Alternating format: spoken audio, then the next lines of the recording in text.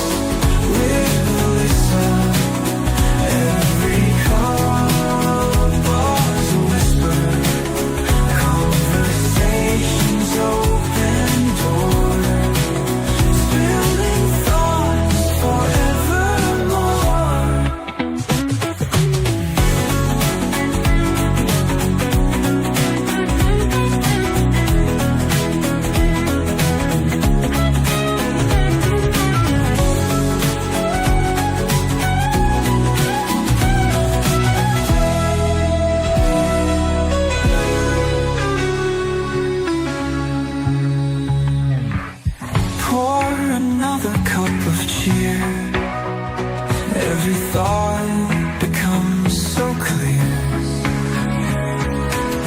From stage rooms and bubbling streams, waking up to brand new dreams. Coffee chats with Melissa. Every cup was a whisper. Conversation.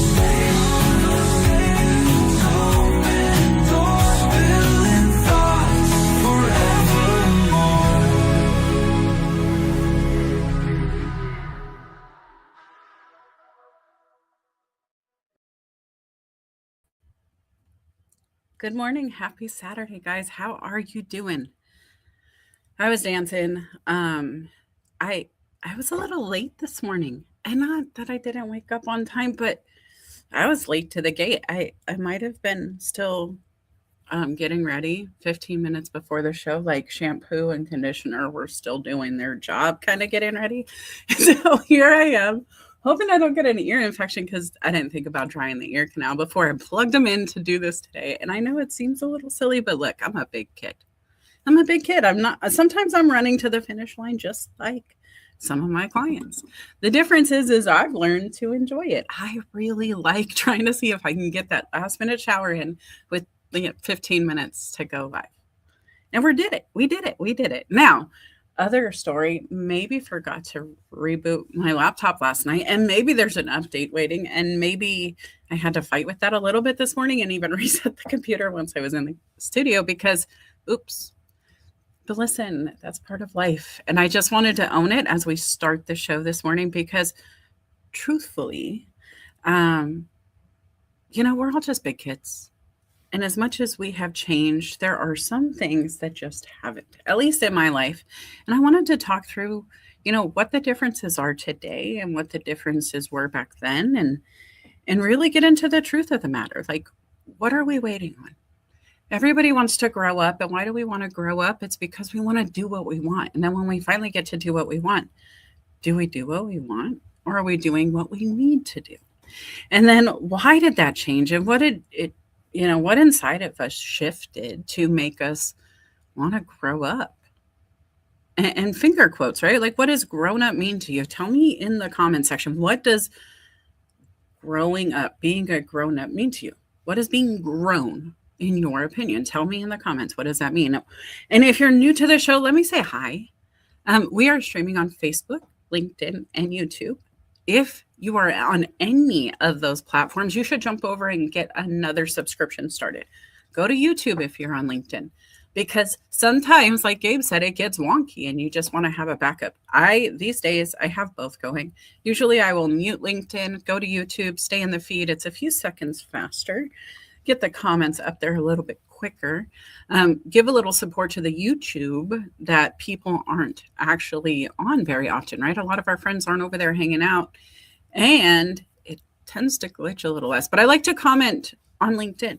I do. I like to play them both. And so you'll see me on both. Find what works for you. But if you're looking for me, it's documentandact.com on all of the platforms. I'm also on TikTok, guys. I'm growing. I'm doing things. So make sure you're subscribed over there. Also, if we're just meeting each other, my name is Melissa Houston. I'm the cultivator of dreams, motivator of human capital. And what that really means is I take big kids and I help them figure out what they want to be when they grow up. And truthfully, I help anybody. The scope has been vast and wide, from my work in nonprofits with Wakabumi, working with the youth, the leaders of tomorrow with Felipe Cofino, collating that. We spent some time with the children, right? And then working my way up through different organizations, sales, marketing, compliance, and operations have been my pillars. I've also been a recruiter, certified I don't even know what's on my certified staffing specialist. Sorry, my brain just glitched. Employment consultant. I was helping people figure out what they wanted to be there too, and get their resumes together and present them to employers. And so I've kind of done a little bit of everything. I have worked from the ground up, and that's what I bring to LinkedIn, is stories of how I built with my blocks. I pulled out my crayons, did my Venn diagrams, and figured out what life was going to be for me. And so that's what I do here. I share that journey. Been doing it for a few years now. And I just want to say hi to everybody who's been following. And if you're new, welcome. Felipe, it's nice to meet you too. What a dork. Love this guy. He is my brother on LinkedIn. Sometimes he seems like the older, wiser brother. Sometimes he's definitely not. I'll let you guess who's actually older and wiser. It's going to be up for debate tomorrow. I am going to be live with him at 8 a.m. Pacific, 10 a.m. 11 Eastern. I don't even know. You guys do your own math. Okay, here we are. Are you ready? Let's talk about that second childhood waiting.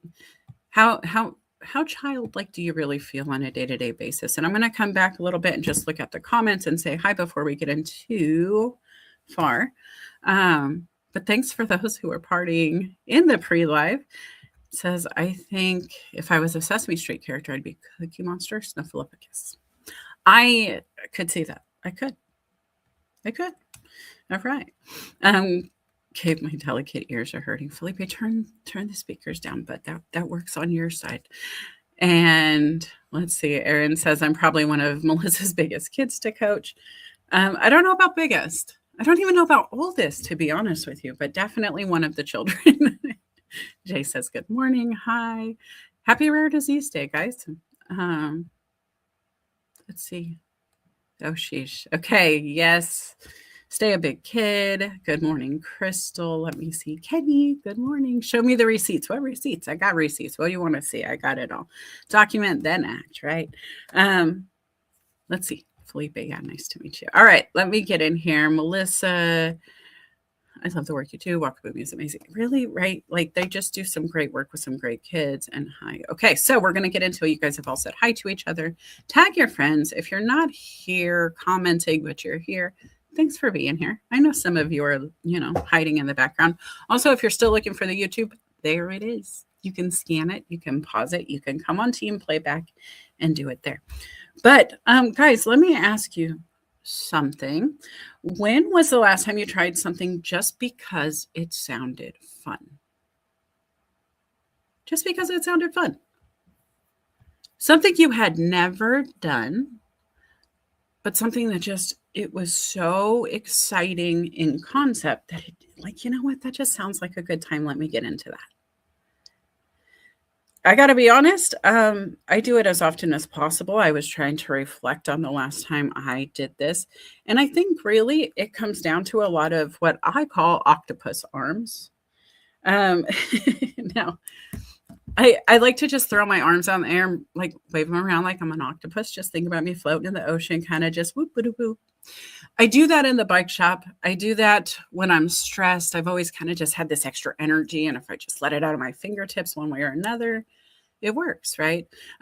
Sometimes things that just sound like fun are going next door and playing the instruments at Guitar Center. Shout out to my neighbors. Sometimes what sounds fun is getting into a new audiobook, podcast, a new crayon box, a new journal, a new book I can hold and read and touch and highlight. Sometimes it's going on an adventure in the car. Sometimes it's turning on new music and letting Spotify or YouTube take me on a journey I don't understand. Just let them play, right? Let them play the music for me. Let them introduce me to new concepts. How often do you get that kind of experience?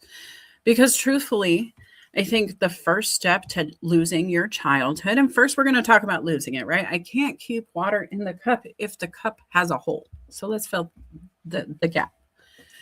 My first concept, and I could be wrong, this is my idea. If you have a different idea, drop it in the comments. Welcome to share. But this is just my journey, my experience, my thought process, right?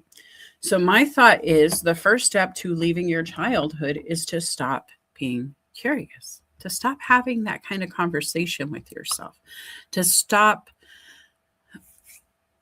stopping. You have to, people in my childhood would tell me, sit still, be quiet, don't do that, focus, don't do that thing you're really excited to do, come back and do this math, whatever it was, right? So that's the first step. I think you need to identify that moment where you told yourself you're not allowed to play anymore. The next thing we need to do is not try to go back. Because once you identify that moment of, oh gosh, it was second grade, it's when I got my first C on my report card. It was the first time I got grounded for not doing an assignment. It was the first time I got, in trouble for fidgeting, whatever it was. I don't know. You're not going to fix that. So you just have to own the moment. You go, okay, that's where I went wrong. If you know you took a wrong turn on a road trip, you've traveled 150 miles the wrong direction. Do you go back 150 miles to start over, or do you travel forward maybe 150 miles in the right direction? You get what I'm saying? Are you with me? The other thing you have to decide, and this is where a good Venn diagram comes in for me, is choosing what you bring forward. So if we're reflecting back on the negative, we should also equally reflect back on the positive stuff. I really like to balance, right? Because otherwise we become negative. We become negative, pessimistic. We become hopeless. It's the last thing you think of when it's fun and passion is when you're in there scowling because of all the things you wish you could have, should have, would have. And so by choosing to reflect, you're choosing to tap into both sides. It was a journey to get here, and it was all encompassing of all of the feelings, emotions, experiences. But what did you love about it? When I give somebody a Venn diagram, the clarity one, the first one, I always ask them to sit down with their good, their bad, and their ugly. And it's very simple bullet points. I just want to know what your life looks like. You can go into detail if you want, but I ask them not to really. I ask them to try to keep it to one word that will summarize that portion of their life. For example, you could say marriage. Maybe I'm a wife. That could be a bullet point. I could be a mom. I could be a coach. I could be an operations manager. I could be a cook, an artist, a dreamer. I sing.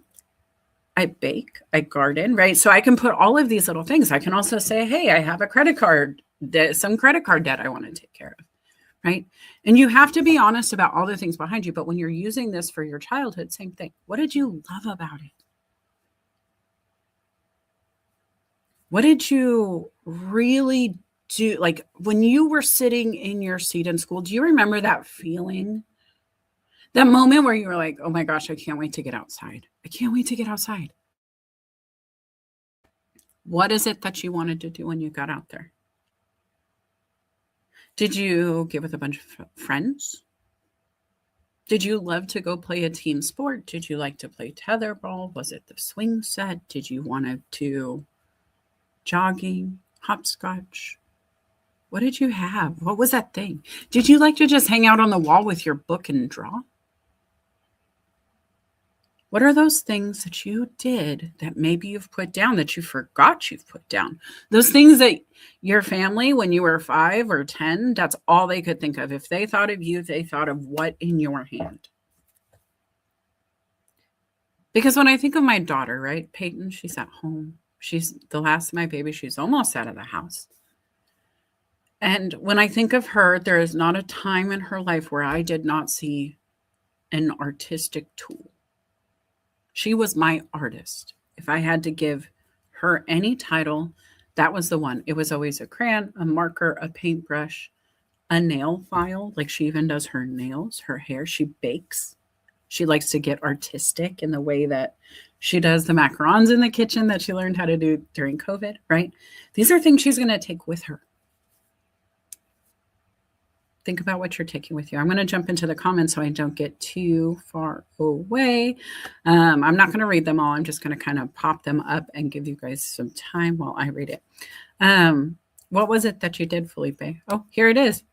We just played Pictionary with some friends. This is so great. I had a customer just yesterday drop off laser tag for the store. Not really sure how this works.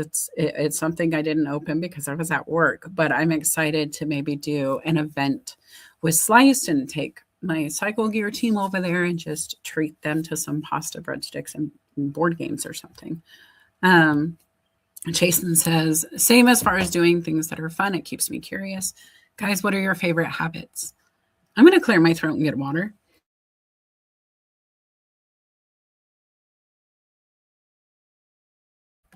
Okay, I'm back. Felipe says, always be curious. Yes, yes, yes. ABC, not always be closing, but always be curious. I think always be closing too. I have to close myself all the time. If I don't motivate myself for the close, I'll never get there.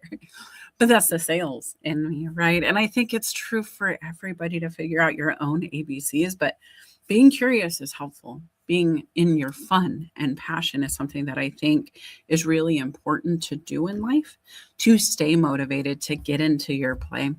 And Jay says it's not difficult to think about it's difficult to not think about your childhood. There could be events in your childhood that you wish could not happen. Absolutely. I'll be honest, guys, everybody has the worst day of their childhood locked in. They know what it is. If I ask you right now, you have that moment and everybody has their own, and it's not a measuring stick of who had it worse or who did what, because everybody's worst day is everybody's worst day. I've always said that. But I think we get to decide how long we play with it. I always called it my Jack in the Box moments. As a child, I had a lot of trauma, multiple layers, multiple ways. And I really don't want that to be the focus of the show, but I can tell you there are parts of that childhood I do not want to bring forward with me. It will not overlap with other aspects of my life. Now, it will still be a part of me. It's still going to be a Jack in the Box. It's still going to be in that quiet little room in the corner of my mind, all light, little padded, where all the crazy parts of life have lived. And forgive my titles, right, and terminology, but the truth is it was chaos. It was the dark spots on a very bright life. And so what I did is I put them away. I put them in a box, very much like that Jack in the Box toy. And when I start to feel it coming, when I can feel that moment resurfacing, I hear it. Dun, dun, dun, dun, dun, dun, dun, dun, dun, dun, dun, dun, dun. And I either run like hell or I go, okay, it's time to play. And I have to sit down and be ready for what's about to pop up. Because emotionally, even now, thinking about it, guys, one of my left eye is like, why am I getting a little moist over here? And I'm like, hey, we're not doing it. We're not. But everybody has those moments. And my moments might not look like yours on the inside of that box, but they sure do sound the same when they start creeping in. Right. And everybody knows what that jump scare looks like when it finally pops on you. And so the big thing is one, you can't just shove it down forever. You do have to bring it out and play with it. And you got to do it in a safe space. And that's why I do have it in a padded room, quietly tucked away, because when I go in, it is just me, my thoughts, my things, and I have to deal with it. But I'm always ready when I enter the room. And that's really where we come back to, right? You have to decide when you're ready. You can touch them, you cannot. But you do have to make sure that you're aware of them, you're acknowledging them, and you're working to work on them at least. Because if you don't address that room, it's going to start piling box after box after box. And then when you open that door, that thing is just going to overwhelm you and just pour out. Are you with me? Is the analogy too deep? I'm trying to keep it light, but in the same aspect, I want to make sure that we're understanding each other, okay? Felipe says playing tag, hide and seek, snowball fights, touch football, bike riding to the store. I love that. My first winter in Nebraska, my favorite gas station I would go to for coffee in the morning. I told the manager there, I can't wait for snow, Arizona girl, this and that. And she said, stop, don't say that ever to me. We're from Nebraska. You don't say that. I was like, when it happens, I'm coming to throw a snowball at you. I am. And I did, actually. And to this day, it will live on in her brain forever because I showed up snow boots, pajamas, snow coat, and I threw a snowball right at her. It was so fun. And then we had a snowball fight at 2 a.m. and the neighbors were watching and laughing at us. And we were mid-20s, late 20s. It was fantastic. Guys, these are moments I'm never going to forget. And if I do, it's okay because it's going to have already paid me multiple smiles over.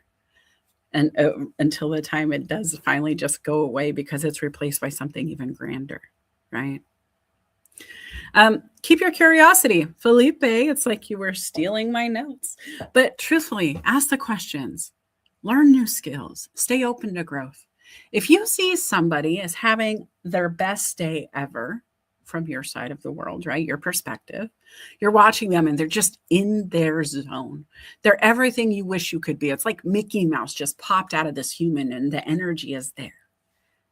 Ask them, what are you doing today? What have you been up to? What's new with you? Because the truth is, whatever it is that they're feeding themselves is working. And it may not work for you, but it might create some movement in your brain. It might give you an idea. It might make you think, well, how could I make this work for me? And if it's something as simple as like wheatgrass, I'm no joke, guys. I'm throwing my phone stand around. Okay. Taking you back to 2000. Just had a baby. 2003, 4. Because he's toddler, he's walking, but we're holding hands and we're doing short walks because he's got little legs. But there was a Jamba Juice just up the corner from my house. I think they were pretty new at the time. I just know that word was on the street that wheatgrass was the way to go for health. And I was trying to lose weight. Being a mom, I had gained quite a bit of weight after having my son. And I just couldn't get it off. And so I thought, well, I'm going to smoothie my life. And I went up there and I tried the wheatgrass, and there was something about it that literally made me smile all day long. I don't know if it was placebo. There was a little card on the table that said, if there's some stuff in here that makes you smile. And I was like, wow, okay, whatever it was working. But then when people are like, wow, you seem so much happier. You seem energetic. I was like, it's wheatgrass. And maybe that was a small thing. Or maybe it was taking a daily walk with the kid, the pet store visits after we went to Jamba Juice, and we would go walk around and look at the fish and the turtles and the puppies. We would stop at the gas station, maybe share a little 6-inch sub just on the way home, a couple of bites each or whatever, just something fun. Maybe it was the fact that Melissa was in self-care mode for the first time in 3 years. But even asking the question to me in that moment would have made me question my answer to you. And therefore, we're still staying open to growth, right? Just having that conversation keeps it moving, just keeps that momentum, that bubble floating along. And as you learn new skills, hey, I've learned about the power of a smoothie. I learned about the power of photosynthesis and wheatgrass, and that if I can take a shot of tequila, that's not going to make me feel as good as this wheatgrass, then I can suffer through the wheatgrass. I can, right? I still can't do powder protein shakes. And no matter how much I try to love myself, I don't love myself that much to terrorize myself to that degree. But guys, just remember, right? Ask yourself questions. Why am I not enjoying this? What about this don't I enjoy? That's a valid question too. But just remember to pause, slow down, take in some new stuff. It's not going to be an overnight process all the time. Sometimes it's going to take you a while to gather those new skills. You are not going to go into Canva tomorrow and become the queen of Canva, but you will start your journey for that. You will go into Canva and you will find, especially if you're a pro member, that they have an academy in there and that they will teach you how to use it. YouTube University, we've talked about it, but it's going to take you a little time to go watch the videos, to go open your Canva and play along with the tutors on YouTube, right? Same with any skill, guys. It's not going to be overnight. And if you're setting yourself up with that expectation, I'm already wondering, you've got me curious. How do you think that's going to work? Ask yourself the question, how do you think that actually works out when you've already been so busy recently with all the other things you told me you were busy with, you told yourself you were busy with?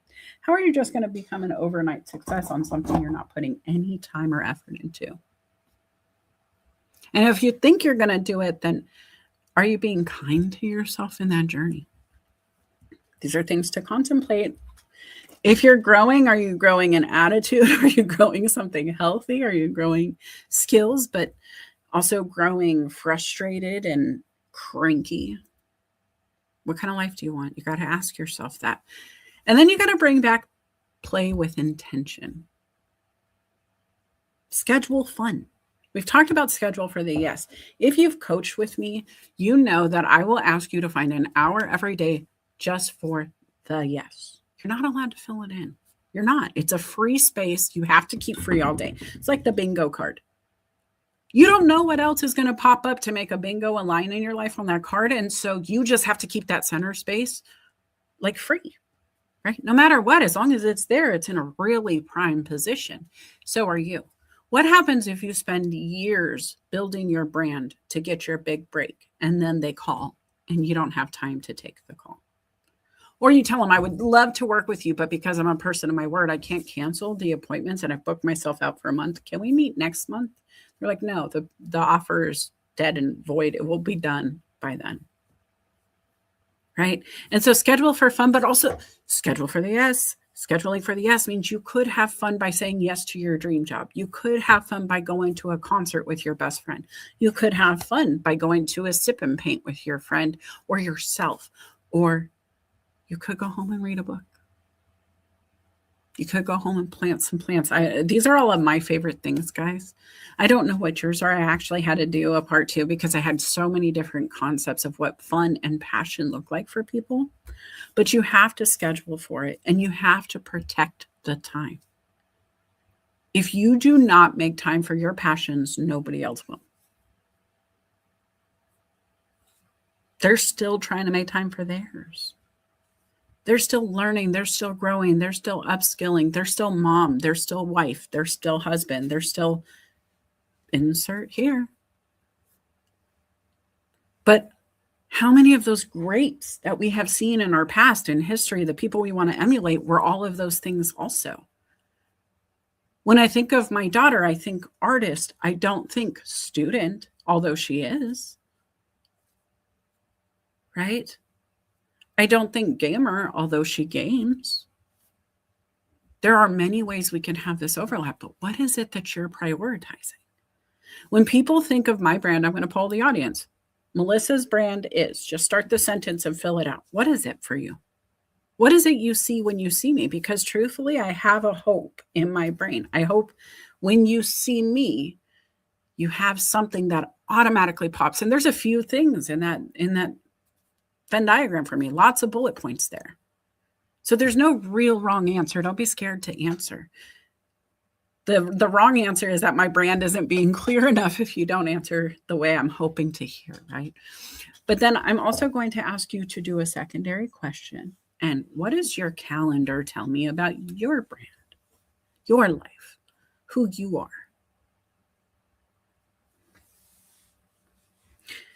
If you have some fun, your energy restores. We've talked about the teenager who will like sluggishly drag themselves out of bed to do the laundry, do the trash, do the chore.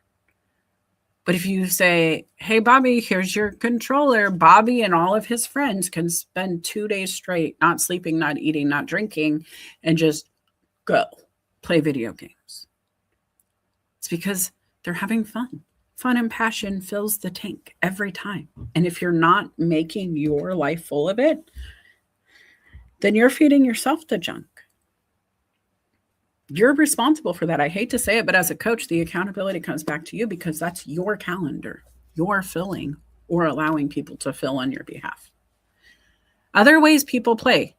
I put books here twice because one, I like to read them, but the other, I like to write them, guys. I came back. Oh, I guess I duplicated a few things. I love this, but look, motorcycle.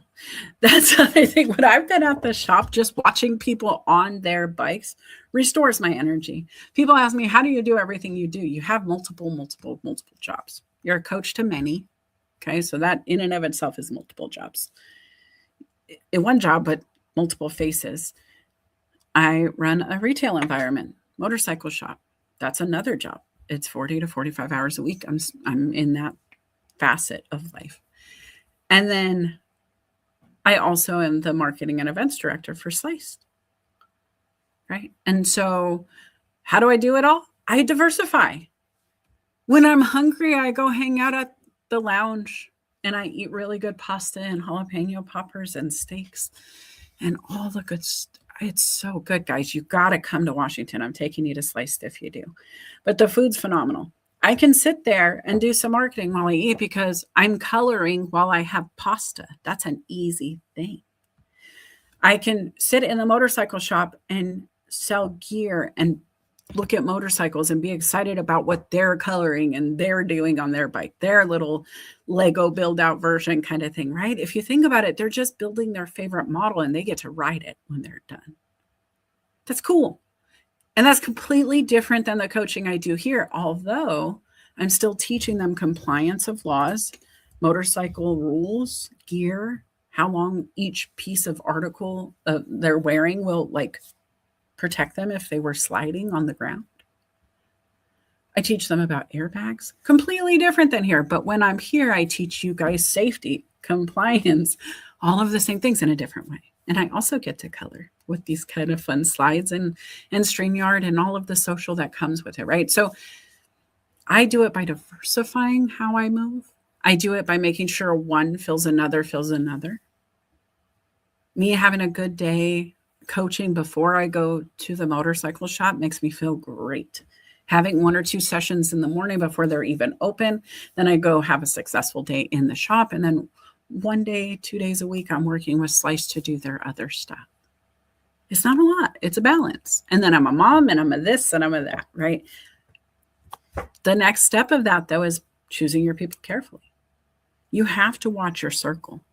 I would not be as successful if Sliced was not open to this idea, if my employer was not flexible about knowing that this is something I did before I met them, knowing that I can bring results and knowing that I am well aware of trying to protect the brands as a whole and that I can do all the things because I respect the roles enough to know when I need to pause this here, I move into something else I promise somebody else, right? And that's like an accountability thing for me.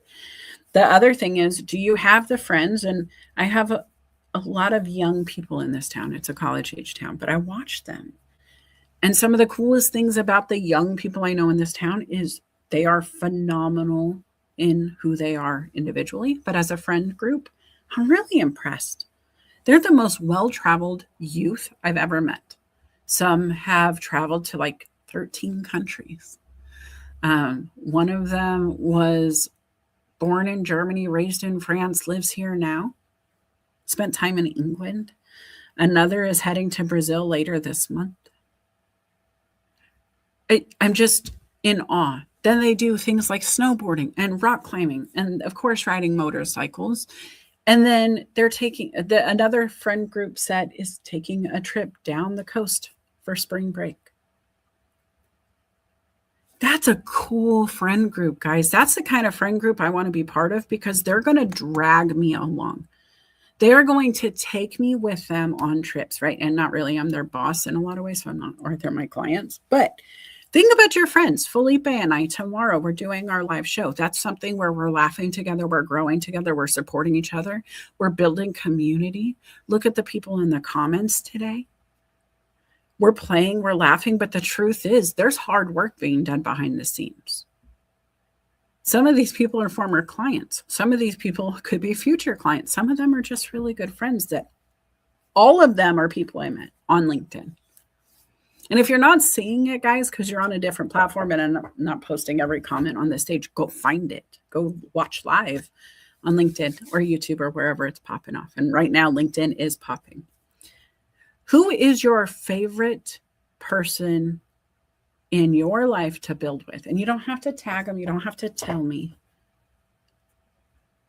If you have a tag team partner that you're constantly building things or bouncing ideas off of, somebody who's not just a yes man, but a no man too. Somebody who's going to go, wait a minute, I don't like this. I'll be honest.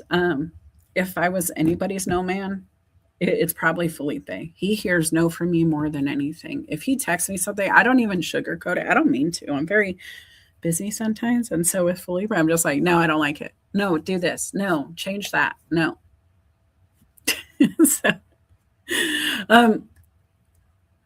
can you do it and have fun doing it? Because the truth is, I love helping people. I love the community. I know that I can pick up a phone and call Gabe and say, Gabe, I don't understand something. Aaron, I don't get it. Felipe, HR issue question. Kenny, I need to know something about a lab. What kind of coat do I need? I don't know. And maybe it's going to be about a fruit cake. He sends a lot of cake around. I'm shocked. I feel like we're on a very short break on this fruit cake. Also, Gabe says he's the queen of Canva. Fight me. Well, I mean, we don't have to fight. I'll let you have your crown. Can I just also have a tiara? Like, wear the crown. I just want something sparkly in my hair. Let's see. I'm a master at, oh, what does that mean? What is that? Okay. But Substack, yeah, I'm on Substack. I don't get it yet, guys. I don't. I'm over there. Not really sure the differences of the types of posts, but I try to get in there. I haven't done anything, right? Gabe says it's hard to grow an attitude when it's naturally ingrained, right, Kenny Dunner? Oh, no. All right, crayons and cheese, Gabe says. I'm trying to look at all. I'm going to jump ahead. Okay, Coach Carey says, my calendar is my boss, and I don't let anyone else fill it but me, Melissa Houston. I love that. The first thing you should do as an entrepreneur or somebody who wants to be in control of their destiny is take over that part of your life. Now, I'm flexible. I'm a mom, right? So I hear mom. I hear mom a lot. And that definitely will interrupt a day. If the phone rings from a client, that can interrupt a day. But they have my permission. They have my number because I gave it to them, right? And I have the permission to not answer immediately. I am not 911. I am not an emergency health services. I am a coach. But you can text me if I don't answer, right? I will call you back. Anybody who works with me knows. But having that respect for yourself to not run off like you are 911 for somebody else's fire. One of my hardest lessons was your failure to prepare is not my emergency. And I was like, oh, I don't know where I heard it first, but I just remember sitting in the moment going, that's powerful. Like, just because you didn't get going doesn't mean I got to run around like a chicken with my head cut off now. And I loved the empowerment of the moment of saying, no, thank you. I'm not opting into that. Because the truth was they were going to get it done either way. But if you're already late, why should I rush? Unless the house is literally on fire, unless there's something actively pouring onto the floor, why am I in race mode for somebody who didn't find it a priority earlier? Now, granted, I'm not a healthcare professional, right? I'm saying this. I'm not doing anything that's on that kind of tight deadline often. But if a client needs me, they can say 911. As long as it's not always 911, I'm a happy girl. It's a boundary thing. So small wins, they rebuild confidence. Sometimes, guys, life happens. Sometimes we lose. Every great sports team has lost. Every single one of them. Every Super Bowl championship team has lost. You can't just give up though, right? It's how we recover from the losses that really changes how we move in life. And the recovery effort does look different for everybody. Depends on the loss. It depends on the human and where you are and what you need based on why you lost. But you could start chipping away at that. If you know you're trying to travel and your path becomes blocked with some vines, you can get a to-do list together, right? If you know you can't move forward because you're in a roadblock, you find a way over, around, under, or through. And that comes in a form of a to-do list. You just have to get yourself ready for that. And if you know what the problem is, then you can start assessing solutions, right? When you know where the leak comes from, you can stop the leak. You got to finish the task. A lot of the times when we don't have confidence is because we have too many things we're not finishing. A finished task tickles your brain. There's scientific evidence that when you complete something, there is a chemical response in your brain that happens. There's something that triggers. There's electricity. There's movement. And so finish it. I don't care if it's something as simple as, and I love starting a to-do list with something as simple as brush your teeth, wash your face, take out the trash, get dressed, wake up. Wake up is the perfect first to-do list item to tickle your brain. Because if you don't wake up, you're off the hook. You never have to scratch it off the list. And it's kind of funny. And it's kind of not. But I promise you, if you guys ever get to the day where you're looking at a to-do list that I didn't mark that line off, I hope you're giggling. I'll hope you be like, oh, her to-do list got her. She's not going to get this one done, and giggle about it, right? But if you start that with wake up, and then you do, and you check it off, your brain still gets the tickle. Having the to-do list, having those tick marks, whether it's digitally on paper, you can see your progress. I personally like it on paper. I really do, because my notes aren't going to jump out of my phone at me.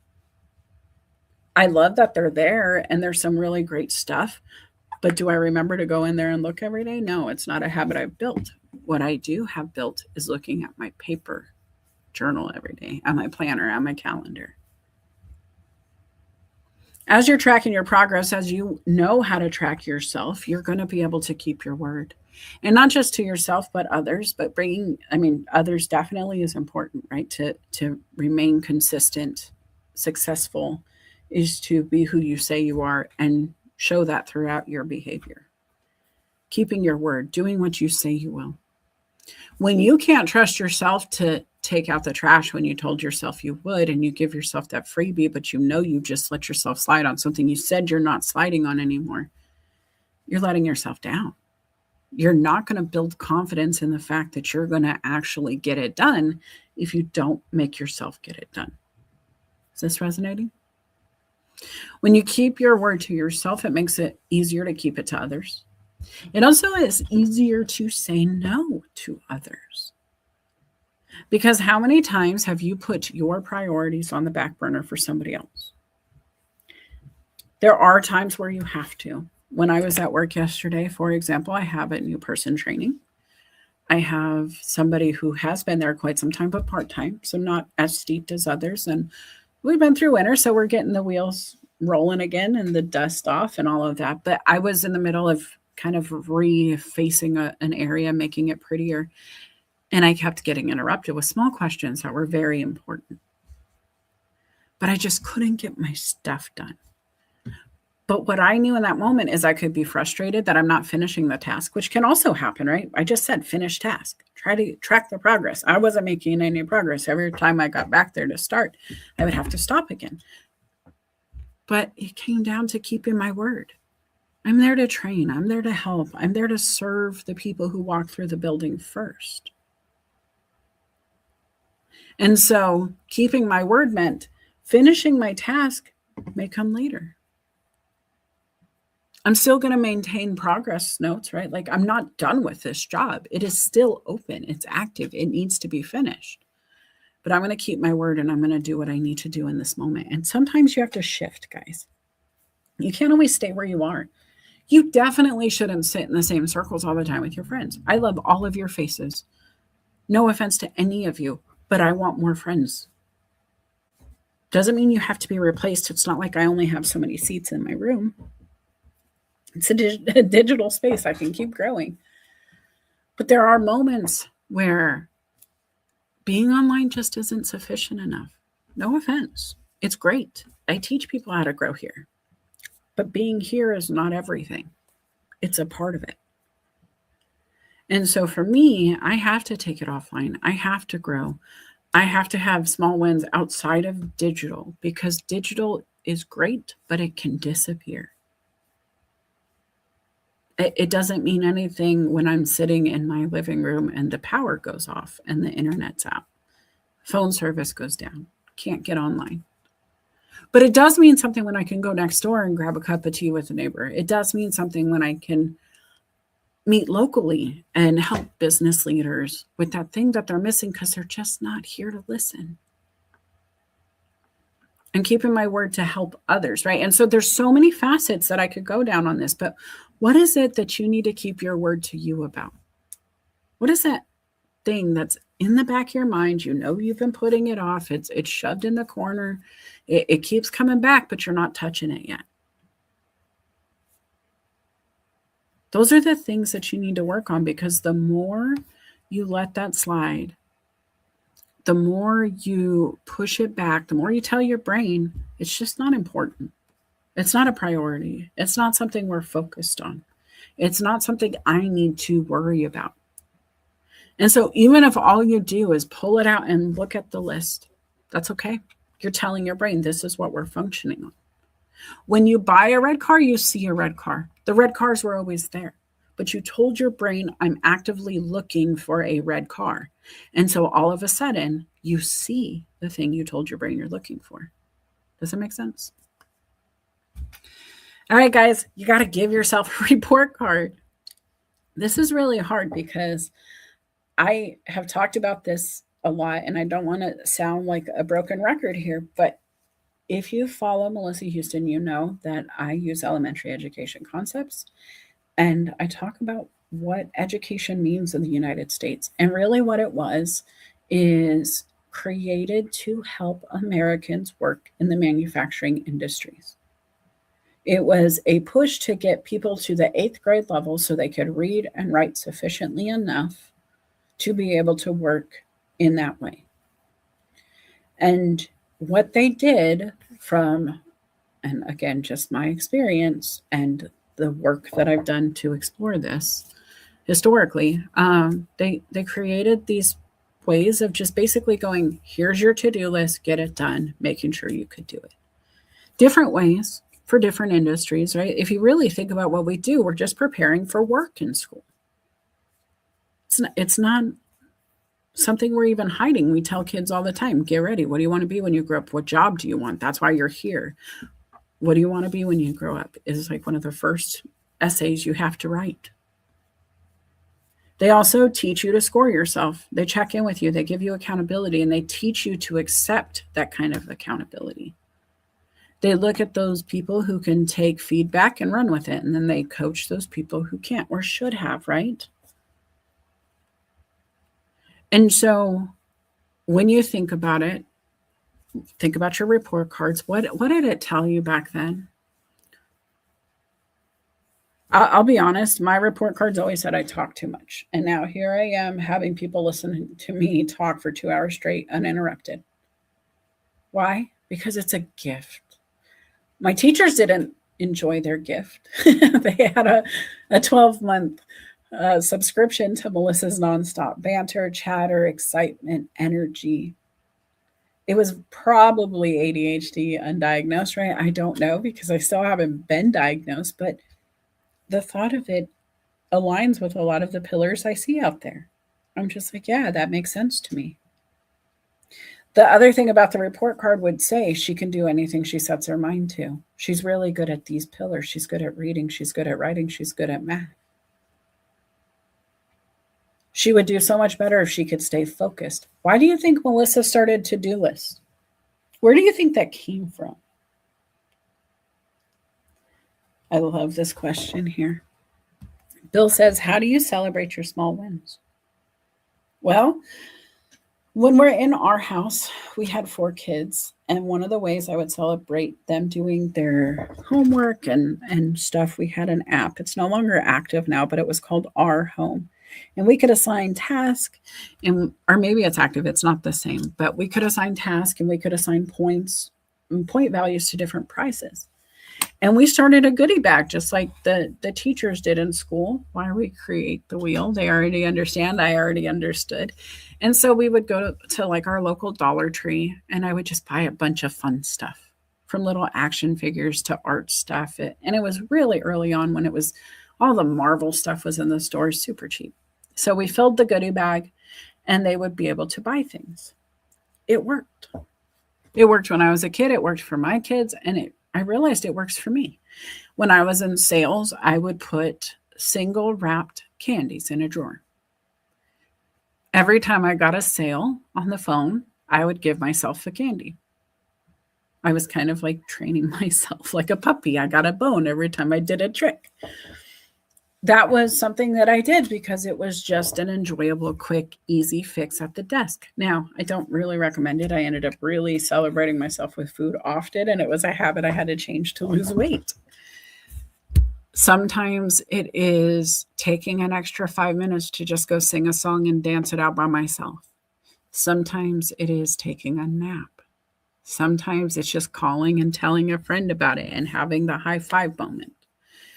You have to decide what works for you, because the motivation of candy for one of my employees would never work. He wasn't raised as a candy kid. It was fruit. So you want to celebrate a win with him. It's never going to be something with red dye 5, and it's going to be a mango. He'll be so happy with a mango. Sometimes it's a massage, right? Like, you really got to figure it out for yourself. But do you celebrate the small wins is the question I would send back to the audience. How often do you give yourself that grace? Do you do it annually? New Year's time, you kind of reflect and go, hey, cool. You didn't suck this year. Good job. Or you only sucked a little bit. That's better than last year. All right, that's a win. Or do you do it monthly? Once a month, you celebrate yourself. Go get your hair done, your nails done, a massage. Do you do it weekly? Do you do it daily? Because I'll be honest, sometimes I have to celebrate wins minute by minute, moment by moment. Sometimes I am so glad I could maintain my smile talking to that customer. And I celebrate the win by going, I'm going on a break. I'm going to take 2 minutes to go outside and take out the trash or whatever it is, right? You have to figure it out for yourself.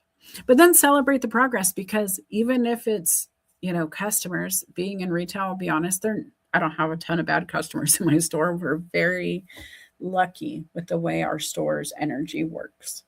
But I've been in retail environments where it's just bad. And if every bad customer is going to be a reason you need a 5-minute break, you're never coming back to the floor. So celebrating the wins might be, you don't have to take a break every time somebody's unkind to you. You could just figure out how to fix it in that moment. Go, oh, they're having a bad day, and they just release in the moment. And if you're not sure, try better ideas, guys. We got to work together. If you have a community, if you have the friends who want to help, if you have people you can depend on, or a coach, you can add people to your community. Then make the choice to reach out to them when you need it.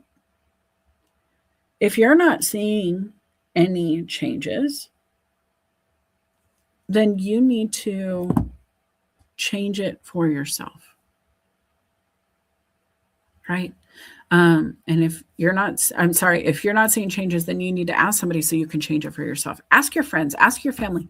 Hey guys, I'm kind of like spinning my wheels over here and I just can't figure out what it is maybe that I could do differently to get out of this cycle. What do you guys see about me? And maybe it's they're like, hey, this is we watched this happen. We've been waiting for you to tell. We knew we didn't want to tell you, but now that you've asked. Sometimes it's not just you who's got to come up with the ideas. Sometimes you need more data. Sometimes you can't run the report on yourself because it's hard to reflect when you're busy. So poll the audience, ask the room, right? When you, like I asked you guys earlier, what is it you think of when you think of Melissa Houston as a brand? There's a reason you need to ask these questions. It's because sometimes we get so blind. Sometimes we get so busy, especially a girl who likes to be as busy as I am. I need to ask my friends and take temperature and check in. I love to do a post-show review with Aaron Gibson. Like, all right, what did you hear? What did you not? Were you there? What did you take away? And I love that he'll be like, oh, no, your mic sucked. Oh, no, this was great. Oh, no, this, right? I love the feedback. Who do you get a report card from beyond yourself? Who do you talk to make sure you're doing what you said you would do and that you're not tricking yourself into not doing the thing? Because sometimes that happens, right? We give ourselves grace. Oh, I don't want to take out the trash. I'll do it in the morning. And then in the morning, I don't want to get out of bed. It's too cold. And then you wait. So then you're rushing to get ready for work. And then as you run into the kitchen to grab maybe a water bottle, because, oh my gosh, I don't even have time to eat. I'll just grab something to drink. There's the trash. And now you don't have time. That's life. We get into our blind spot moments. Also, speaking of life, Felipe just told me our show's next week. It's not tomorrow, which is, that's good news. I'm going to sleep in.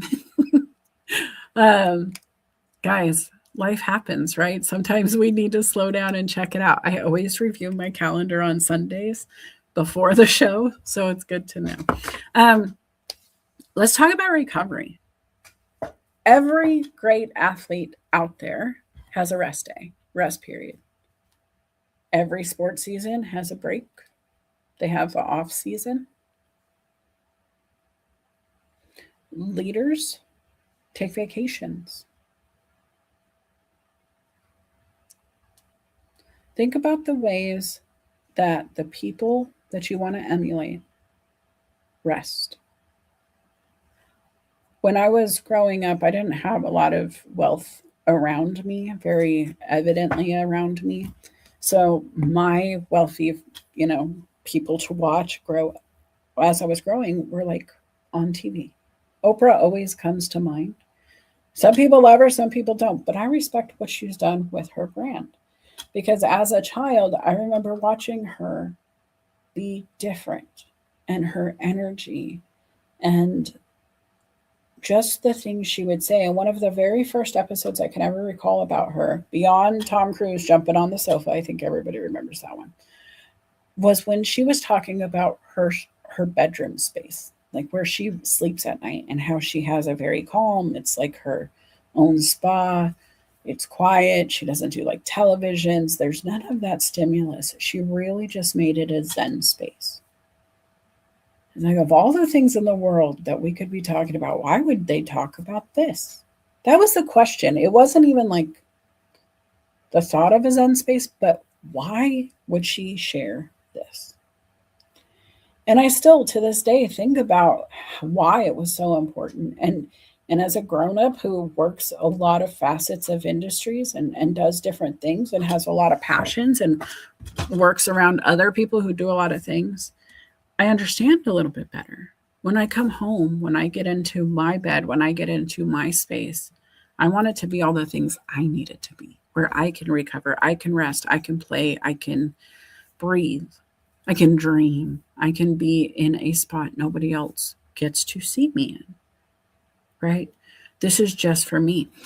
You have to figure out what that means for you. I can't tell you that your room needs to be a spa. I can't tell you that your wind down time needs to look like mine because I don't know what it looks like.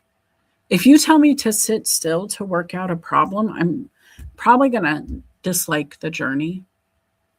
Now, if I just naturally want to sit and reflect and be under the tree with my picnic table and basket, whatever, cool. But I really like to work out my problems while I'm scrubbing a bathtub, while the smell of bleach is lingering in the air, while I'm wiping down the mirrors and I'm just thinking about things. It seems silly, but my slowdown includes cleaning, like enjoying the process of having an audiobook on, having music on, and just disappearing from everything else that I am. When I'm cleaning, I'm not a coach. I'm not a boss. I'm just a lady who's got to clean some soap scum off of the counter or the tub, the sink. I'm the lady putting the toothpaste cap back on after a good hot rinse because maybe we got a little bit on the cap, just like you did. My recovery looks different because I rest well. I sleep good. But recovering the house to a place where when I walk through it, it smells the way I expect my house to smell. Hiding my brain, keeping my hands busy so my brain can be brilliant. Washing my hair so I stimulate the brain thought. I have some of my best ideas when I'm in the shower. I don't know about you guys, but where do you do your best thinking? Where's a place of rest that doesn't look like rest? When people tell you to slow down, it doesn't mean stop. And that's something else I want to clear up right now. You don't have to stop. You just have to go slow enough to make sure you know what you're doing. You have time to think about your decisions before you make them, and that you don't feel like you're overwhelmed, overrun, tired, or burnt out. Because energy is a resource we cannot replace very effectively. You need sleep. Sleep takes time. Can't even promise good sleep all the time, right? You have to make sure your mind is in a good space to be able to balance your sleep and your work. And you can't recover if you're not resting well.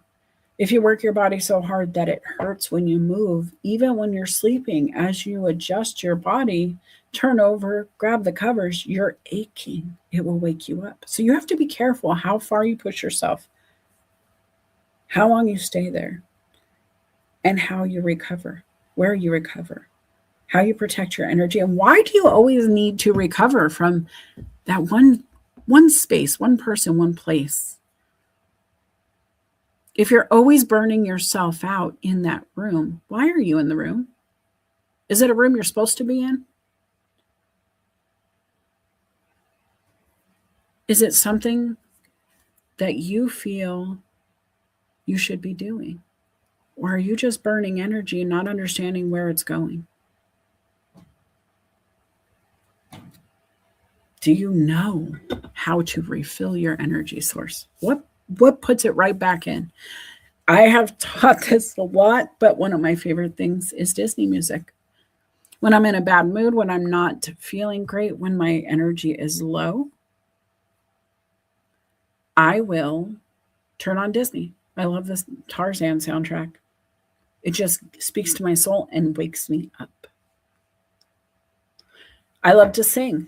I think singing is a great way to relieve stress. It does deep breathing, especially if you're trying to be Whitney or Mariah in the car. You have to take those deep breaths in to hit those long notes. Controlled breathing. You're adding oxygen to your blood. You're releasing those feelings. It's a scream, not a scream, but your body doesn't know the difference. Have you bawed what a bod? I mean, I don't know. There's all these different things you could do. I don't know why that's even in my head. I don't even like that guy. But just turn on the music and just go, right? Just go. Sometimes that's how Melissa does it. But the fact is, I have to protect myself. I have to balance it out because I have so many irons in the fire. If I trip, we're in trouble. If I trip, I let somebody else down. If I don't protect myself, what is this for? I'm building a future. I'm taking you with me, but I'm building my future. This is just a step of it. This is part of that process. And if I'm not protecting myself, what am I actually building? Am I going to get cute little Christmas cards in the nursing home? Is that what I'm building to? No. Maybe. But I want to make sure that I'm going to end up in the life that I'm choosing. And that doesn't include waiting for calls or waiting for postcards. I want to be sending them. I want to be living. I want to be hosting until I can't host anymore. I want you guys to come visit. I want to make you soup and bread and stuff. Right? What does my future look like? It's whatever I want it to be. And it's going to be a balance of good food, good friends, good future. How do I protect that? How do I keep it going? I play. I don't stress myself out. Anything that stresses me out, I assess. Why am I stressed about this? Who is this person to stress me out? Why are they pushing me beyond my comfort zone? Why am I allowing this person beyond my comfort zone? Or this thing, this issue? Why am I dealing with it more than once? You have to create routines that feel good. It's up to you to decide what that looks like. You have to get clear, because what my morning looks like and what my husband's morning looked like for 18 years in a row were completely different beasts. Never the same. Some days he'd have a good day. Some days he'd have a bad day. Same here. Different reasons, different environments, different approaches. And you got to know these things. You got to know these things about yourself and your partner and your team and whoever it is you align yourself with. Because if you don't have that clarity first thing in the day, who am I working with? Who am I working for? How are we going to do it? What are my non-negotiables for the day? If you don't have that, you're going to be a little bit more bubble-like than you hope. You're going to float wherever the day takes you, and that's okay too. Having that schedule for the yes gives you that time in the day to say yes to whatever floats into your path. But do you want to be anchored into your goals, your dreams, your to-do list, or do you want the day to move you at its will? Daily movement will happen whether we like it or not. You will write your story either way. What kind of movement will it be? Who's going to be in control of it? And do you check in weekly? I've talked about the 3 to-do list system. Today's to-do list, that means the next 24 hours, non-negotiable, has to be done. Have to get it done now. This week's to-do list is a 7-day running list. And then after, anything that comes after 7 days is on the 3rd list. And the reason I think a weekly reset is important is because you don't want to go too far off the path before you reset your drive. If I would check my route every 25 miles, I would never get 150 miles off course. If a week comes up with too many distractions consistently, I need to address it because it will likely follow me into next week. I need to look at the movement daily to make sure I'm getting the weekly outcomes and understand what that looks like. But the truth is, every day you look at your to-do list for yesterday. Did you finish it? If not, move that forward. This week, what else should be added to it? We're in this week. So what's coming today? What are those 2 extra things we're going to put on today's list? What are those things on the after list that can now be moved to this week's list? Because we just took 2 things off this week's list to move it to today's list. You should have 3 bullet points a day. Each bullet point can create its own bullet points. So don't do too much, right? And be clear on that. You are a human and life happens and the world moves and traffic and whatever it is can come up. And so you want to make sure that you're not overwhelming yourself, setting yourself up to fail, because you're not going to build good routines that way. You're going to feel like you're not winning. You're going to feel like you're not capable. You're going to feel like, insert here. I've heard it all as a coach. I've heard lots of mindsets that weren't so pretty because, well, I just never get it done. Okay, but why? When we assessed it, it was because they needed an extra person in the office. They were overworked. They had the same team for 2 years and hadn't grown at all. And the sales had grown by double almost triple, and they hadn't grown their internal team at all. And so that workload just kept being absorbed, small bites, a little bit faster. Sure, I can do that. Eventually, though, there's only so fast you can go before the burnout happens, before you run out of gas. If they were doing a weekly reset on those numbers and work to human ratio, it would have felt different. They could have been planning for the growth. They could have been training as they went. Are you guys still with me? And Jamie, welcome to the show. I'm glad you're listening in. Welcome back to dry land all the time. Oh, wait, I think, okay, anyway. Keep what made you you. Your best traits still matter, guys. When you think of little you, I want you to reflect back on what you really believe you had, right? And the first 3 things that came from me were kindness, imagination, and hope.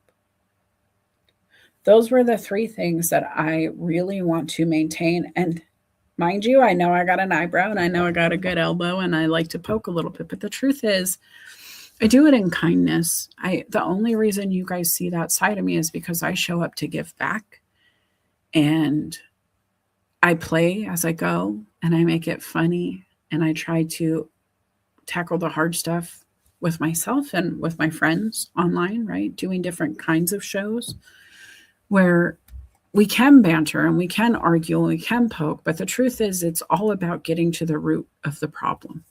It really is. Like, once we're done here, if you need anything, you can still call, even though I called you silly, or even though we joke, or even though we don't agree, the support's still there, right? And that's a kindness I didn't want to lose from my childhood. I also don't want to lose my imagination. When I was a kid, I used to play with Barbies. I used to take everything in the house I could find and use it as furniture.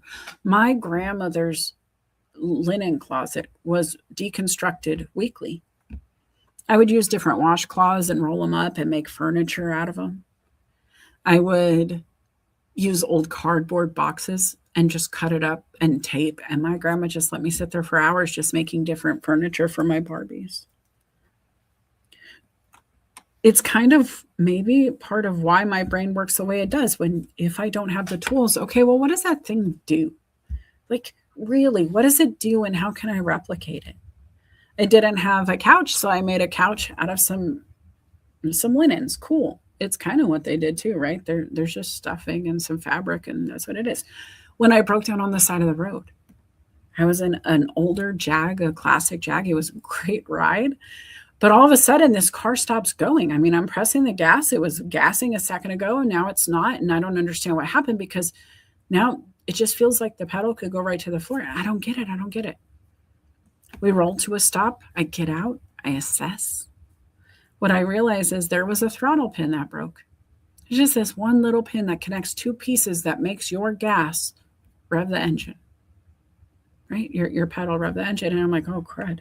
We're in the middle of nowhere in Nevada. It's hot. It's summer. What do? We're at least 20 miles from the nearest town, at least. Well, I got creative. I used to build Barbie furniture out of linens. I can figure this out. I looked at the car and said, I bet there's 1 million bolts on this car I don't actually need to use right now. I can steal it from somewhere else. And what I did, for those who haven't heard the story, is I took my glove box apart. I opened up the glove compartment. There was a screw right there holding itself, there, the dash to the frame. And I took that screw. And then I took one of those cards you use at the grocery store to get your discount membership points. And I used that as my washer. I used nail clippers, I think, to trim the edges to make it work. And I put the car back together on the side of the road in the desert because I was creative. I used my imagination. I didn't give up hope. I knew I had enough knowledge now that I've identified it's just this. It's not like the engine. It's just it's a screw. It's a pin. If I had a zip tie, we'd be done now. Right? What are those things that if you had a zip tie in your life, you could fix pretty quick? Do you wish you had one of your friends back from school? Did you sit at one of those tables where all of your friends kind of worked together and you did way better in the group setting because you could do some really good work, but there was this one kid who always just said the right thing to make it click for you? Sometimes we just need a second brain. Sometimes we just work better in a group environment. Sometimes it's the way they taught us to learn. And so I don't want you to beat yourself up if you feel like, oh my gosh, why should I need a coach? I'm a grown person. Why do I need some coach to tell me to do my to do list? I'm a grown up, I run businesses. You'd be shocked at how little to do list talk actually has to come up except me asking what's on it. The teacher saying, okay, guys, what's the homework tonight? Makes you think about the homework. She doesn't really need you to tell her. She assigned it.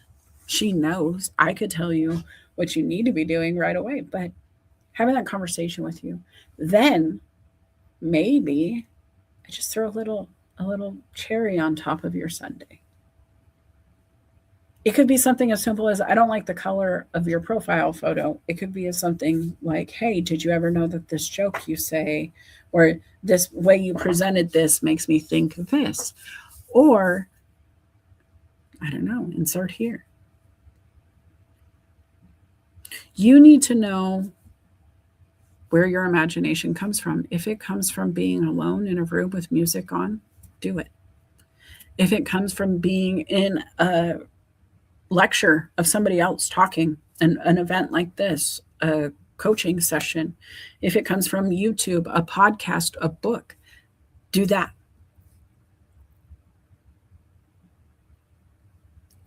If you know that what made you excited to play in school was a special topic, a special task, a special group setting, like maybe it was arts and crafts, there's nothing wrong with that. Do you know that there are people out there who charge people like you and I to just go paint in their building, to go do crafts in their building? Do you know you could go make a pretty good wage by selling art supplies? You could go open an art supply store and do nothing but talk to artists all day long if you wanted to.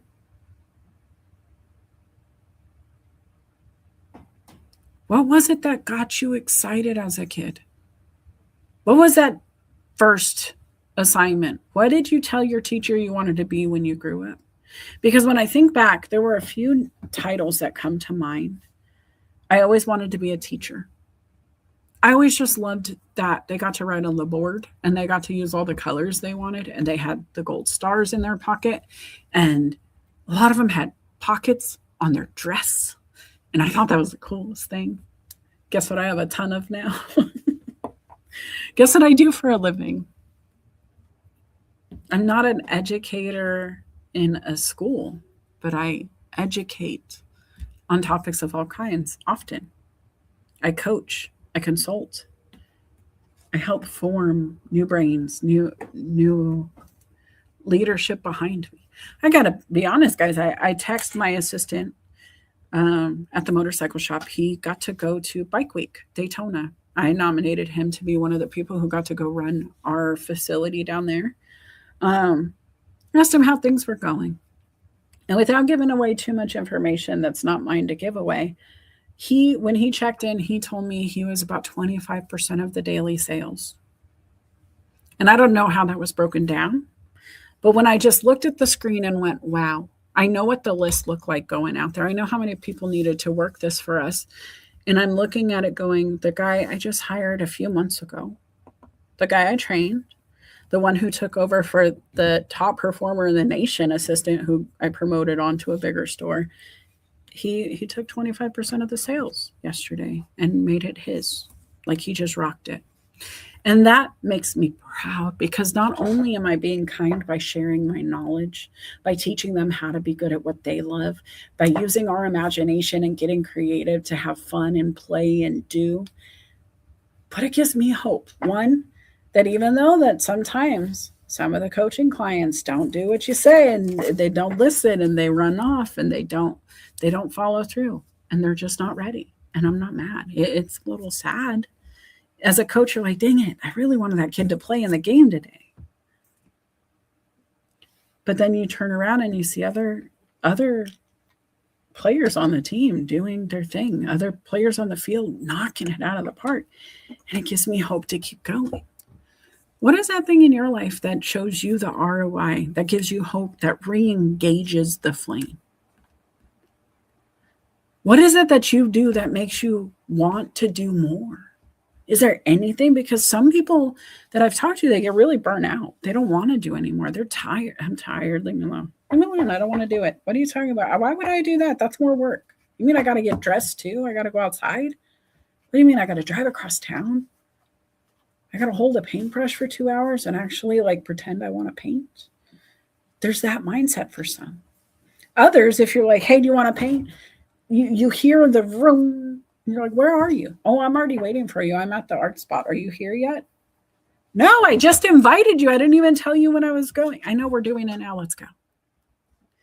What kind of friends do you have? What kind of people are you to others? What kind of person are you to others, right? Like, it really matters who you hang out with, who you become, and who you present to your friends group matters. I'm going to come back real quick. It says, if you change the way you look at things, the things you look at change. Dr. Wayne Dyer. I like that. That's really cool. Kenny says, thus far, today's monologue is so delectable, scrumptiously, deliciously, edibly tasty, good. I almost didn't get through that. All right. Guys, thanks for coming. If you're here, I appreciate you. If you're not subscribed, please do that. Go check me out on YouTube, on Facebook, on LinkedIn, on Substack, on TikTok, on documentthatAct.com, my website. But make sure you're subscribing. I don't want to miss out. I want to know you're here, so say hi if you're in the comments. But guys, let's build your life on purpose. I did a show, a couple of shows in a row, and I feel like this messaging is still just here. You got to face the truth. You got to look at your life and ask yourself the hard questions. Is this the life I promised myself I'd live? For those who have been following along, there have been some hard stuff that, in my marriage and my life. I'm facing some things after 18 years where I have to ask myself the same question. And as I've been talking with my husband about like what this life looks like going forward, there's so many things and I can't get into all of it because there's a lot going on here. But am I building the life I promised myself? What does my future look like? How do I keep going? Am I going to play for the next 20 years of my life, 30 years of my life, 40 years of my life? What does play look like? The other side of it is facing the truth that while a second childhood is absolutely possible, you're also going to regress with your body. And I'm not trying to wish this on you. And I hope you keep doing your stretches and workouts and all the things and take care of you. But the truth is, one of the first things I did as an employed person was be a caregiver. Matter of fact, I dropped out of high school to take care of my great-grandfather as a full-time caregiver. And then I had 2 caregiving clients while I worked at Jack in the Box because I've always been a girl who liked lots of jobs, diversity and fun. But what I learned as a caregiver through my years is that having a toddler is not much different than what it looks like when you're taking care of those at the end stage. There's a lot of the same needs happening. You're providing the same care. You're helping them with their food, their clothing, their bathing. You're making sure they don't hurt themselves. You're making sure that they don't fall down if they walk. Sometimes they need assistance, right? And so the truth is, if that's the reality, as we grow forward in life, we will eventually regress to a point where we're more toddler-like. What does that future look like for you? What does your play look like if that's your truth? And please forgive me if this is hard, but like, what if we get put back in the playpen, Rugrats style, as 80-year-old children? What are we going to do? What do our blocks look like? Who's there? How do we play? How do we still have the ripple? See, because this is the thing that really gets me.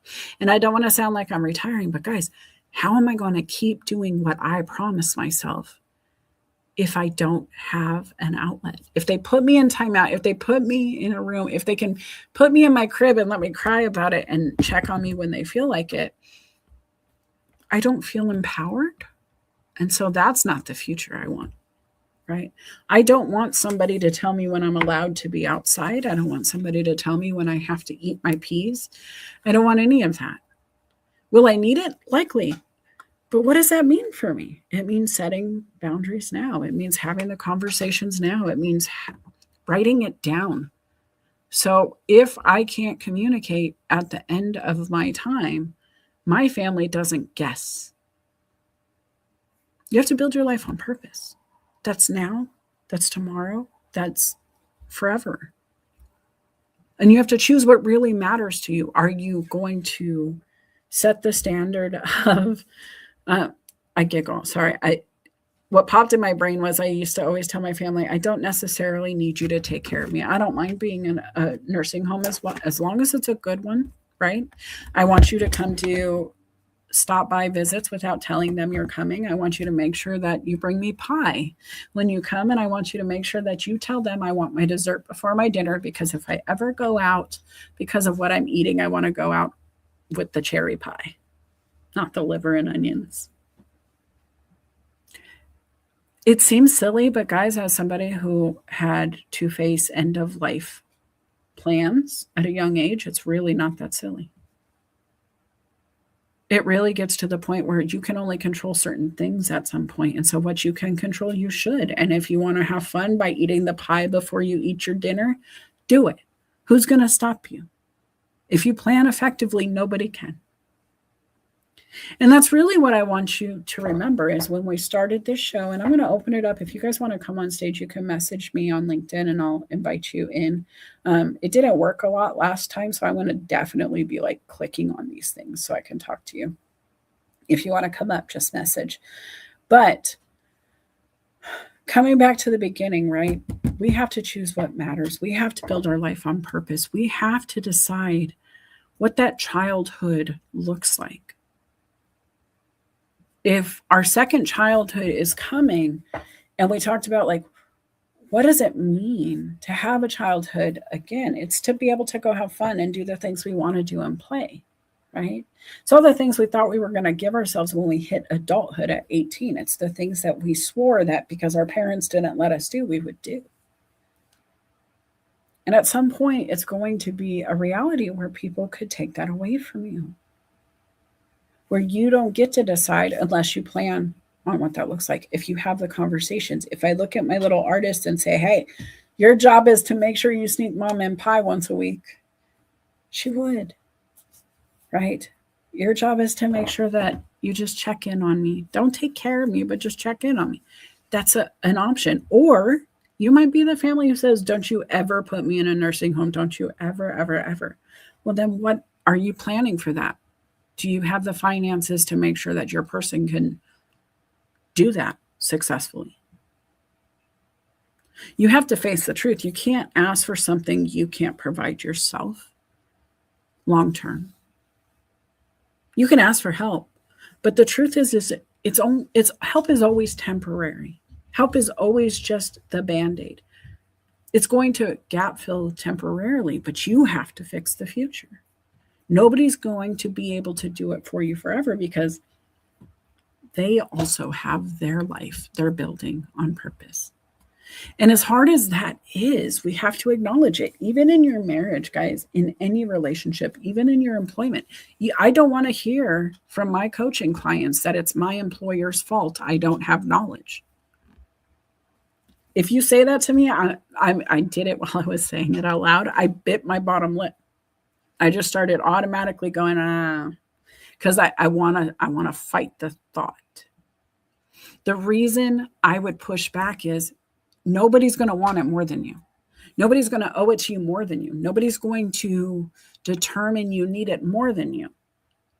And so if you're waiting for somebody else to hand deliver something you're dreaming about, you're wanting, you're craving, you're needing, why are you not looking at the person in the mirror? Why are you looking at your boss? Did they tell you that's their job? And if so, they still told you have to fill out the form to get it, didn't they? If you're mad at them for not providing it, did you go and do what they said? It's there. When they tell you that there's education reimbursement at your employer, there is a process for that. There has to be. And so if you're not asking the process, you can't be mad they didn't hand deliver your degree to your desk. You have to face the truth. You're the one who's going to fix the future. You're the one who's going to choose what matters. You're the one who's going to build your life on purpose, or you're not.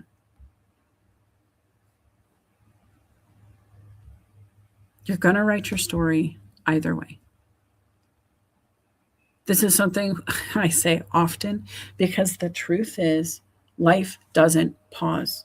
It doesn't slow down for us. It does not change a thing just because you want it to. You have to get moving. You have to write the new to-do list that will bring the new results. Or you just get to hang out and wait and see what comes. And that's not a terrible thing. I love a good lazy river. We've talked about this before, right? I love to let life come when it's lazy river time. We can't let life happen that way all the time or we lose. If you want to be in control of your life without trying to blame somebody else, then you can pick up the pen. And if you don't pick up the pen, don't blame anybody else either. It's accountability. When we were kids, we were responsible for our fun. We didn't even wait for our parents. How many times did you just slide into play? If you ever sit in the doctor's office, a waiting room, watch a kid turn the play like that area into their own little battleship. I've watched kids roll around pretending they're army guys. That everybody in the room was part of war. They're just Call of Duty style. And this is years before Call of Duty. I've seen others play house or pretend they're the doctor and they're fixing their sibling. They could choose to be bored. They could choose to complain. They could choose to, or they could just drift. They could have some fun. It's up to you guys. When is that moment when I was asking you, what was that moment where you decided you weren't going to be a child anymore, that you weren't allowed to play, that you weren't allowed to have that childlike mindset? What was it? Why did you give it up? Have you given it up? Because I'll be honest, I don't know that all of my friends here on LinkedIn have. I'm hoping that this message is reaching far beyond just my friends group because I know those guys play a lot. But without the work that I've done to play in my life, I wouldn't have written in 2 books that became international bestselling, right? They're on Amazon. I get to say that I wrote in 2 books with friends and really had fun and passion doing it. Will I write again? I don't know. Maybe not out in a book, maybe in a book. Maybe it'll be on Amazon. Maybe it'll be something different. Who knows? But every day on LinkedIn, I'm writing something. Every time I pull up a slide and put some content down, I'm writing something. Every time I decide whether to pick up my pen or not, I'm determining my life. I'm writing my story. The story of he put his pen down on the desk and stood up and walked away is still part of the story. You got to figure out what it's going to look like. What are you drawing your story with? Is it a crayon? Is it a marker? Is it a highlighter? Do you have a really nice ballpoint pen you got when you graduated? Maybe it's on a dry erase board. Maybe you're an educator. Maybe it's a chalkboard. You get to pick all of that cool stuff, guys. If nothing else, I dare you to go find your favorite new book. And I say new. I want you to go to Michael's or Office Depot or whatever your closest journaling craft store. They have the diary crafting journal section, or you go to your favorite office supply store. Go to Amazon if you want, but go find that cool new pen, that cool new book, that journal, that planner, that diary that's just for you, just for the kids stuff. I almost want to go back and get one of those cheap little diaries that have the cheap little lock on it. Did you ever have one?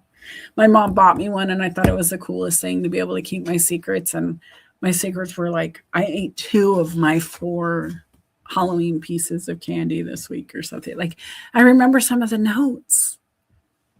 But then that's the other thing is, do you remember what you write down? Do you know that statistically you're going to remember it more when you write things down? I don't know the fact right off the top of my head today, so I won't share because I don't want to misquote. But there are proof, there's scientific data that will back up the fact that if you write it down, you'll retain it better. You're more likely to do it. So it's not just about writing your story, but it's about taking accountability. And once you read it, write it, speak it, you usually retain it. So tell yourself you're going to get it done. Write it down every day. Revisit it weekly. Revisit it daily in the morning. Did you do it yesterday? How much of that do you have to finish today?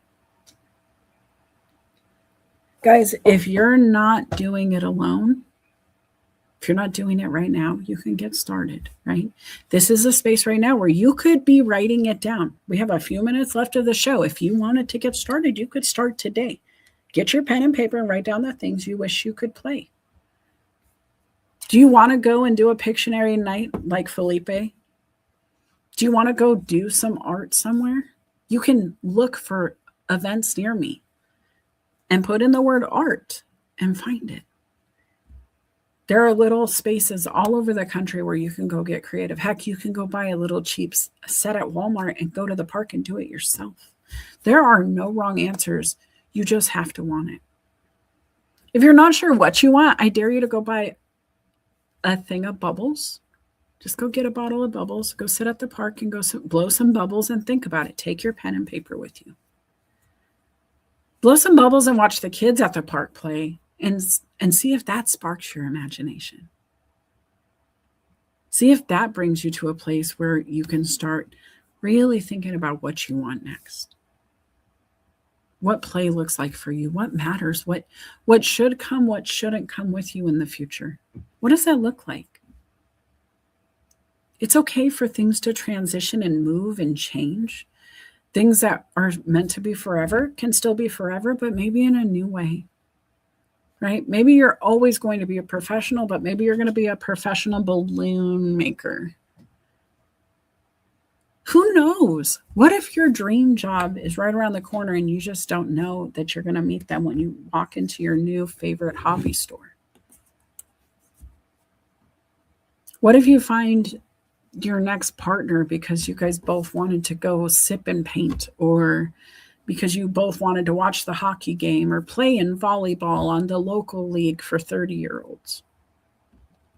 Just don't know, guys. What is it that makes you excited? What sports did you play in school? What games did you play with your friends after school? Were you mad at your parents for not getting you that basketball hoop for your driveway? Do you have one now? Do you love basketball and you just don't give yourself that gift? Think about what it is. And then do something about it, guys. You got to take action. It's document, then act.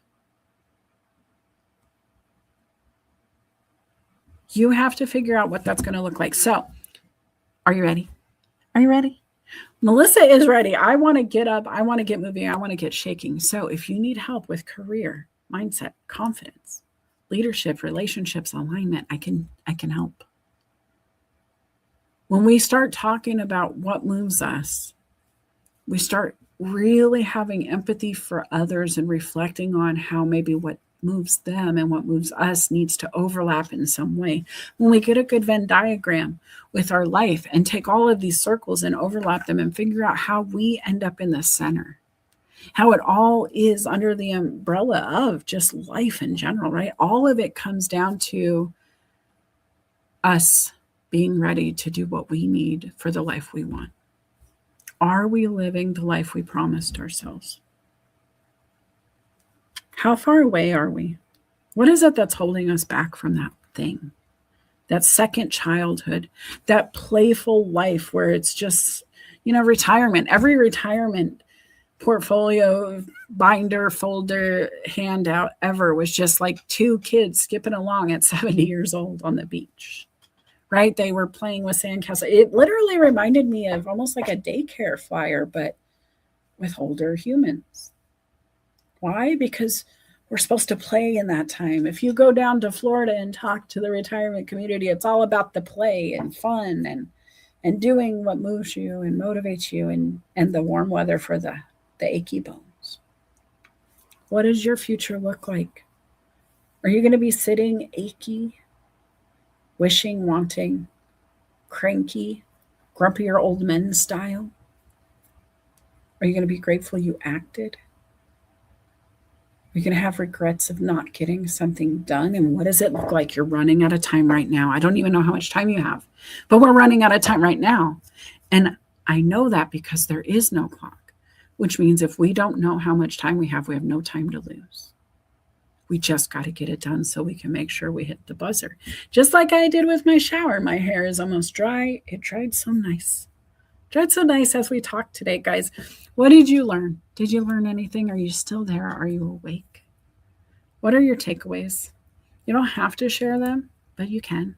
If you're part of Team Replay, say hi. Let me know you came back to listen. What did you write down? What is that thing that makes you have fun? Tell others, because maybe your hobby, your thing could be my thing. I didn't know I liked racquetball until somebody explained it to me. And I was like, wait a minute. So we're all in a square in a room, and it bounces off of any room if you hit it hard, like any wall. And anybody could be hit at any time.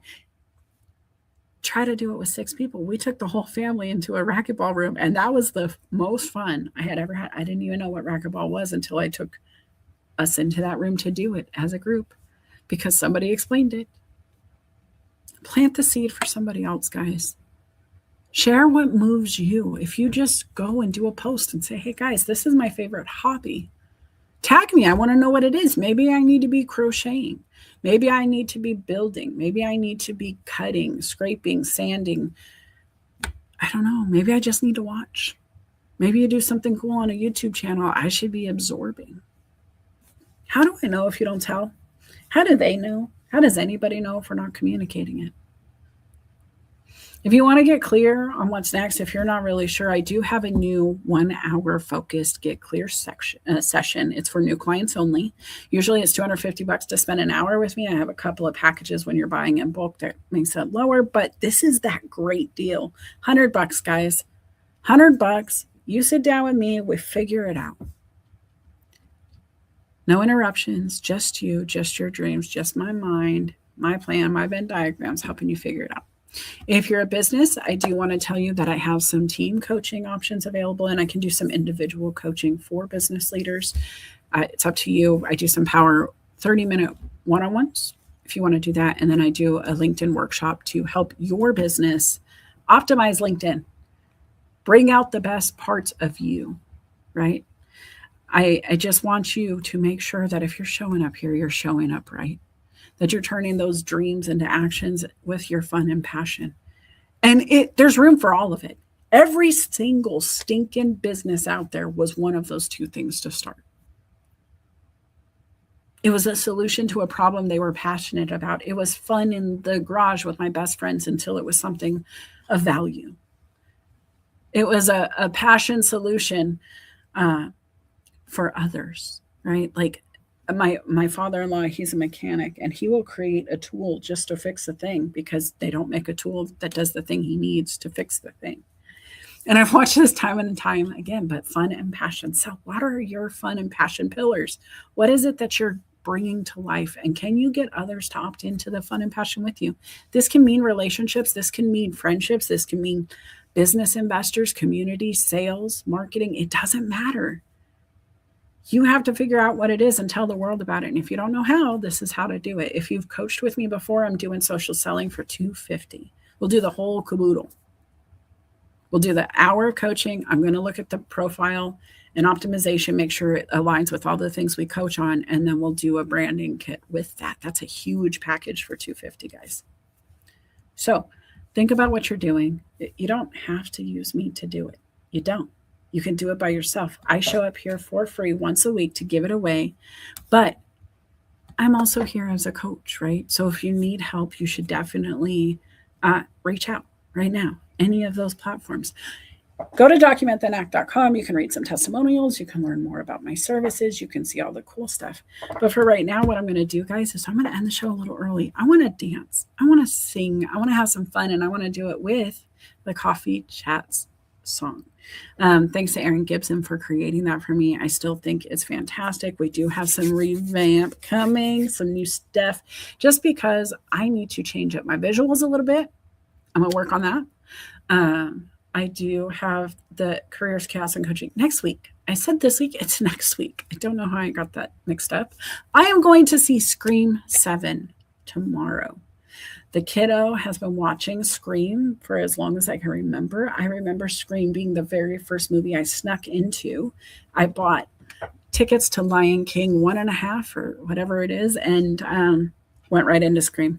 Sat down with my big bucket of popcorn and my soda, and I remember right after seeing Drew Barrymore make her performance happen, and when she left the movie, at the end of her scene, I stopped eating popcorn. And then I remember halfway through the movie, I looked down and the popcorn was still there. It went from Drew Barrymore to the halfway through the movie, and I forgot to eat the popcorn because I was so enthralled. And, you know, we've been watching it since. It's been a really great part of the family. So we're going to go see that tomorrow. I hope you guys have some plans, right? I hope you're doing something fun and passionate for you too.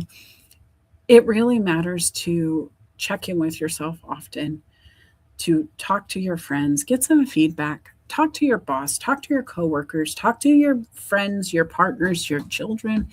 Hey, and can you just give mom a report card? Let's talk about it. Dad, a report card. Can you tell me what you see when I come in? Like, what does Monday Melissa look like? I asked this question, and I'm going to wrap up here in a second, but I asked this question yesterday to a former employee of mine who stopped in. I have a new hire there, and I was trying to explain some of the things I can do to help. The techniques we'll cover while working there. And when the former employee came in, I just said, hey, what would you tell this person is a facet of working for me? Like, what is it you would say is a benefit? And it was so cool to hear that person say, oh, she'll help you with your personal life too. Just ask her anything you want, and she'll just give you good advice. And I giggled, but this person has come to me about medical questions like, ow, this hurts. Should I get it looked at? Relationship, family, career.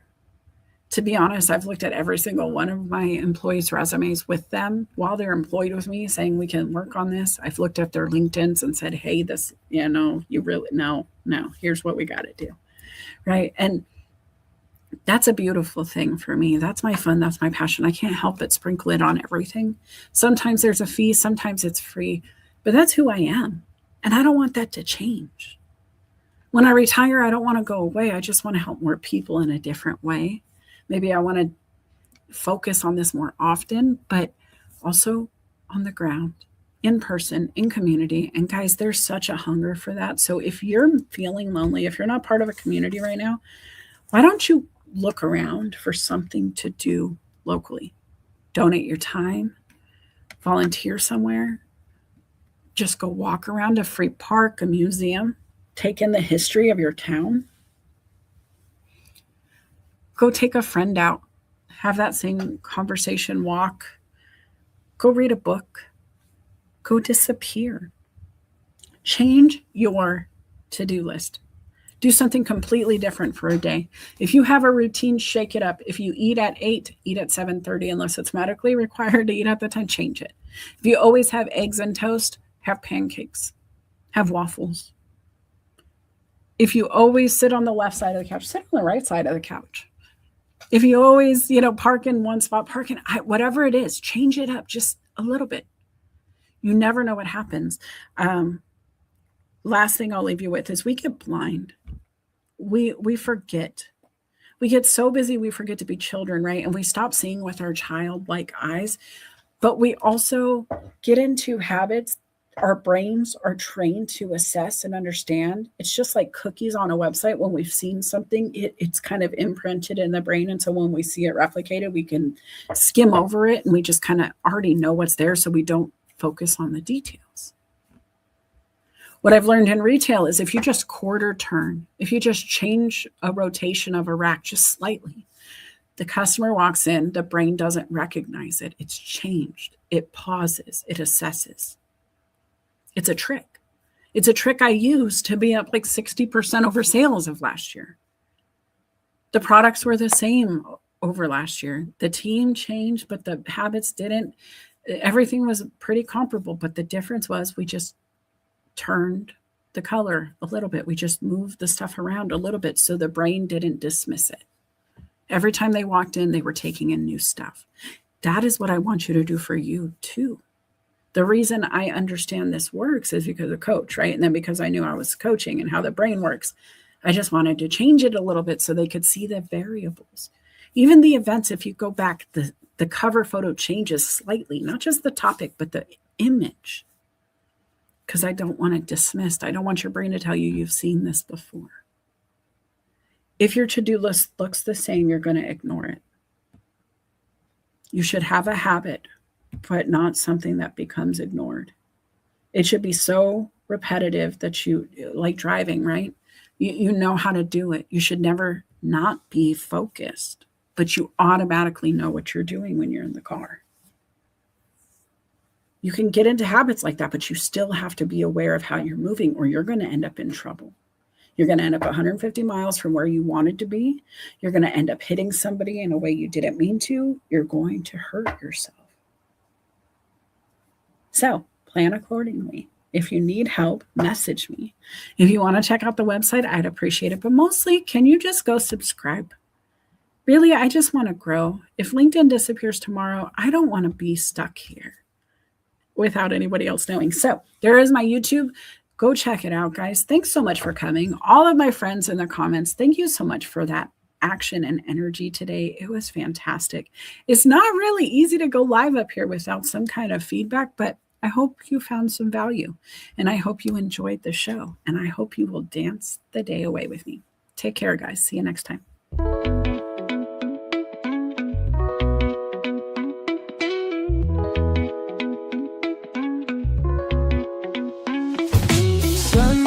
Creeps through my window pane.